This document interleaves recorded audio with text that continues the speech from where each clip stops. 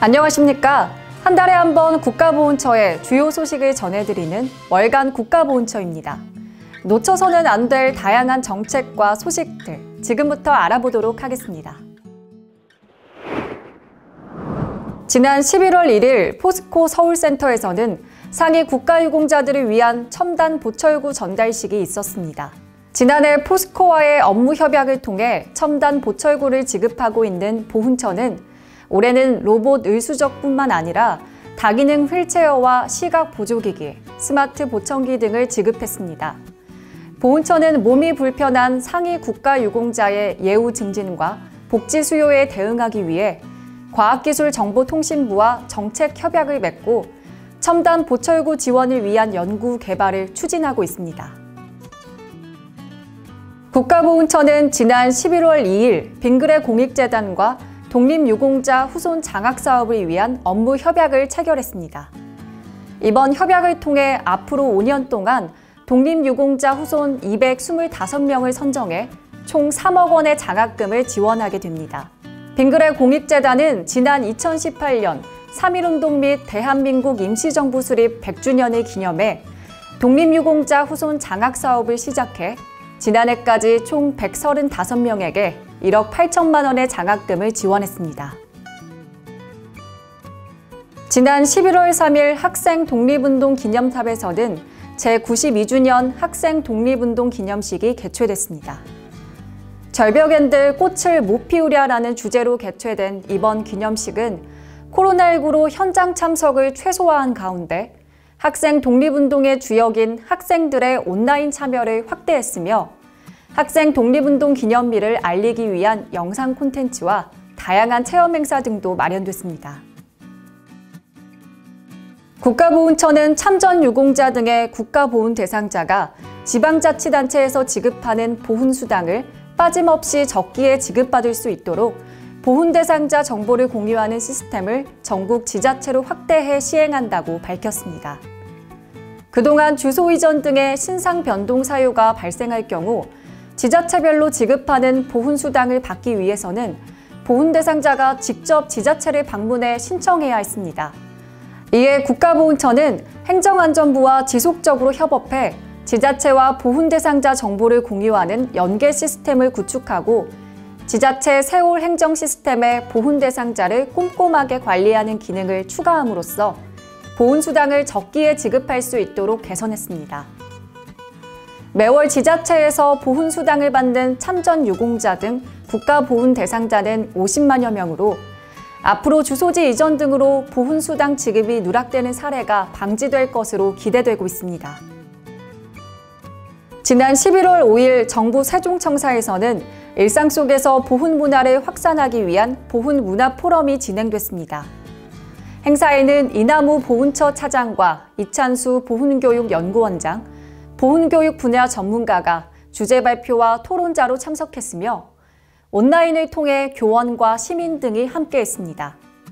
보훈처는 이번 토론회에서 논의된 여러 제안들을 종합해 미래 세대 중심의 보훈 교육을 활성화하고 보훈문화진흥원 설립에 필요한 보훈문화진흥법 제정을 적극적으로 추진할 예정입니다. 국가보훈처는 유엔 참전용사 국제추모의 날을 맞아 기억의 노래를 영어로 재편곡한 음원을 제작해 무료로 배포했습니다. 기억의 노래는 지난해 6월 가수 하림의 작곡과 국민 참여 작사로 완성해 참전용사의 헌신을 기억함으로써 큰 울림을 준 바 있으며 이번 영문 노래에는 가수 안신혜의 영어 가사 작사와 배우 마이클리가 가창에 참여해 의미를 더했습니다. 기억의 노래 영문 음원은 국가보훈처 블로그와 주요 음원 사이트에서 무료로 재생과 내려받기를 할 수 있습니다. 유엔 참전용사 국제추모의 날을 맞아 7개국 40여 명의 유엔 참전용사와 가족이 한국을 방문했습니다. 이번 방한은 코로나19로 중단된 이후 처음으로 대규모로 초청되는 것으로 국가보훈처에서는 고령의 참전용사들을 위해 방역 지침을 준수한 가운데 정중한 예우로 감사의 뜻을 전했습니다. 유엔 참전용사 재방한 행사는 2010년 6.25 전쟁 60주년을 계기로 보훈처에서 주관하면서 참전용사 한 분 한 분에게 정부 차원의 예우와 감사를 전하고 있는 국제보훈 사업으로 지난해까지 3만 3천여 명의 유엔 참전용사와 유가족이 한국을 방문했습니다. 지난 11월 10일 부산 영화의 전당에서는 유엔 참전용사 추모 평화음악회가 열렸습니다. 음악회에는 황기철 국가보훈처장과 박형준 부산시장, 스튜어트 메이어 주한 유엔군 사령부 부사령관과 참전국 외교사절, 보훈가족과 시민 등이 참석했으며 특히 대한민국의 초청으로 방한한 유엔 참전용사와 가족이 함께해 특별한 감회를 전했습니다. 지난 11월 11일 부산 유엔기념공원에서는 유엔 참전용사 국제추모의 날 행사가 거행됐습니다. 부산을 향하여라는 표어로 진행된 이번 행사에는 김부겸 국무총리와 라미레스 콜롬비아 부통령, 폴 러케머라 유엔군 사령관과 황기철 보훈처장을 비롯해 22개 참전국 주한 외교사절, 방한 중인 유엔 참전용사와 가족이 함께했습니다. 특히 올해는 6.25 전쟁에서 전사해 70년이 넘도록 가족의 품에 돌아오지 못하다 지난 2016년과 17년 파주 일대에서 발굴된 영국군 무명용사 3구의 유해 안장식이 거행됐습니다. 보훈처는 올해는 대한민국 유엔 가입 30주년과 유엔 기념공원 조성 70주년이 되는 뜻깊은 해로 이번 안정식과 추모식이 유엔 참전용사의 헌신을 기억하고 세계 평화를 다짐하는 계기가 되길 바란다고 밝혔습니다. 미국 내에서는 최초로 오렌지 카운티에서 6.25 전쟁 미군 전사자 36,591명의 이름이 모두 새겨진 참전용사 기념비가 준공됐습니다. 이번 기념비는 미국 내 한인 동포를 중심으로 설립된 한국전 참전용사비 건립위원회에서 2010년부터 모금을 시작해 11년 만에 준공식을 통해 건립하게 되는 것으로 대한민국 정부의 국고 지원이 매개체가 돼 한인 동포와 단체 등 400여 명이 힘을 모아 결실을 맺게 됐습니다. 보훈처는 유엔 참전용사의 고귀한 헌신을 기억하기 위해 참전기념비 등 현충시설 건립을 지원하고 있으며 앞으로도 다양한 국제보훈 사업을 지속적으로 추진할 계획입니다. 지난 11월 11일 유엔 기념공원에서는 한 콜롬비아 우호 기념시 제막식이 열렸습니다. 콜롬비아는 중남미 유일의 전투부대 참전국으로 6.25 전쟁에 연인원 5,100명이 참전해 213명이 전사했고 448명이 부상을 입었습니다.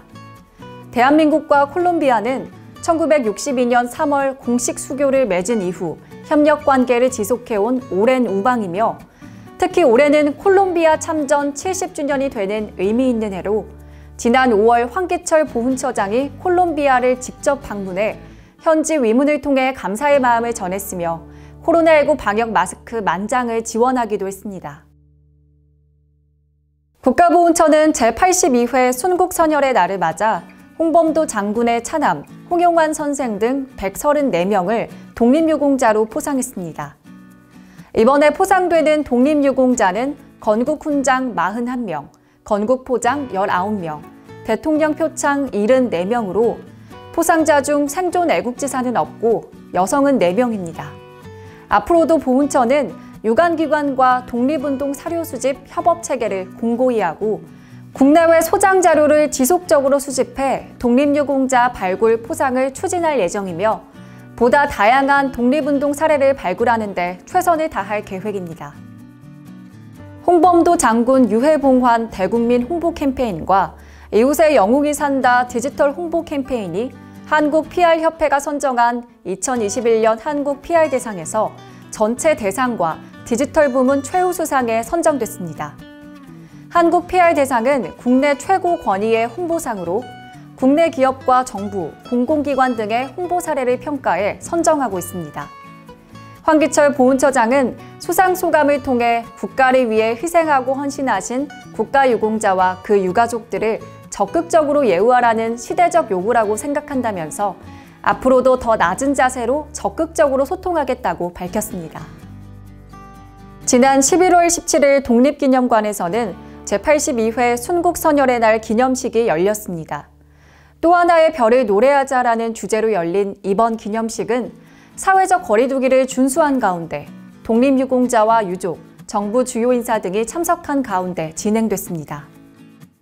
지난 11월 19일 대전 현충원 독도 의용수비대 묘역에서는 독도대첩 제67주년을 맞아 추모식이 개최됐습니다.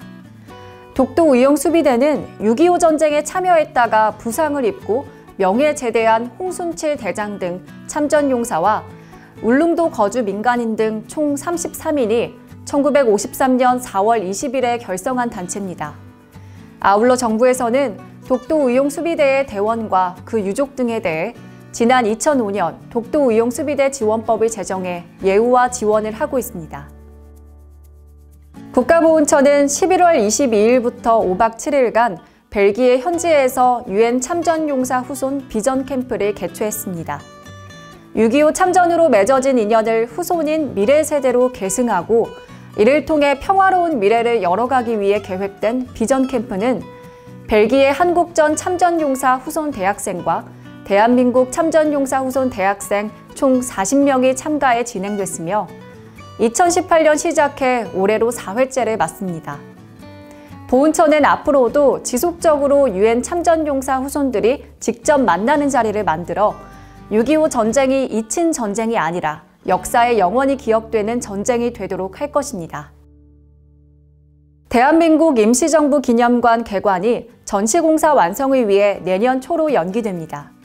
임정기념관은 2020년 4월 11일 제101주년 대한민국 임시정부 수립기념일에 맞춰 기공식을 개최했고 올해 대한민국 임시정부 요인 환국일인 11월 23일에 맞춰 개관될 예정이었지만 전시공사 등의 완성을 위해 내년 초까지 추가 공사가 필요한 상황으로 내년 2월 말까지 전시물 제작, 설치와 시운전을 마무리할 예정입니다. 지난 11월 26일 전쟁기념관에서는 제6회 장진호 전투영웅 추모 행사가 열렸습니다. 이번 행사는 고귀한 희생, 영원한 우정이라는 주제로 진행됐으며 황기철 국가보훈처장과 크리스토퍼 델코소 주한 미국 대사 대리를 비롯해 주요 인사와 보훈단체장 등이 참석했습니다.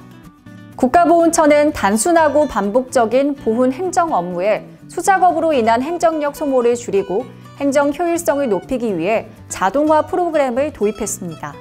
이번 자동화 프로그램은 적극 행정의 일환으로 추진한 것으로 전체 보훈 행정 업무 중 독립유공자 생활지원금 등 9개 업무를 우선 선정 적용했습니다.